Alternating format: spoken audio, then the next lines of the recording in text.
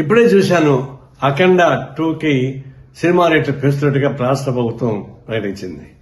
ఇలాంటి ప్రకటన ద్వారా కదా ఐబొమ్మ రవి లాంటి వాడు పుట్టేది. మీరు కోట్ల రూపాయలు ఖర్చు పెట్టి సినిమాలు తీసేసేవాళ్ళు ఆ డబ్బులు మొత్తం ప్రజల మీద భారం వేయాలని ప్రయత్నిస్తుంటే ఇది ఎవరికి న్యాయం? కాబట్టి ఇంకా ఈ విలువైన కాస్ట్లీగా ఉన్న సినిమాను చూడడానికి ఇష్టమైన ప్రజానీకం ఐబొమ్మ రవి లాంటి వాడు చేసిన సినిమాలు చూస్తున్నారు. మీరేగా సూచిస్తున్నారు. మళ్ళీ అతను అరెస్ట్ చేసే హక్కు మీకు ఎక్కడ వచ్చింది?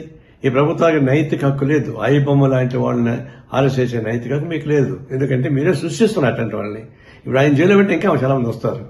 ఇలాంటి సినిమాలని రేట్లు పెంచి దివాళాపూరితంగా సంపన్న వర్గాల ఒడిగని చేస్తూ సామాన్య ప్రజానికాన్ని జోబులు కొట్టేసేటువంటి తిరుక్షోభం చేసేటువంటి అయిపోతున్నారు. ఇంకా రాబోతున్న సినిమాలు 6-7 సినిమాలు రాబోతున్నాయి. అవి ఎందుకు పెంచుతారు ఇంకా అంటే అట్లా పెంచుకుని పోయి ప్రజలను భారం వేస్తుంటే ఇట్లాంటి ఐబొమ్మ రవి లాంటి వాళ్ళు చాలా మంది పుడతారు. వాళ్ళు రావడం మీ చేత కాదు. ఇది స్వయంకృత అపరాధం. వ్యవస్థలో చేస్తున్నటువంటి అనేక అరాచకాల భాగంగా ఇది ప్రభుత్వం తగిన చర్యలు తీసుకోకపోతే ఇలాంటి అరాచకాలు జరుగుతూనే ఉంటాయి. తక్షణం ఈ సినిమాలు ఆ పద్ధతి ప్రజలకు దూరం చేయబాకండి. ప్రజలు సినిమా థియేటర్లకి ప్రజలకు దూరం పెంచేస్తున్నారు. సినిమా థియేటర్లో 100 రోజులు 50 రోజులు ఆడుతూ ఉంటే జనం చూస్తారు సామాన్య ప్రజానీకం. మీరు 3 రోజులు మొత్తం డబ్బులు వాడుకున్న తర్వాత అది ఎవరు చూస్తారు? అంటే సినిమా థియేటర్లకి ప్రజానీకానికి దూరం చేస్తున్నారు. కళామతలకి ప్రజలకు దూరం చేస్తున్నారు.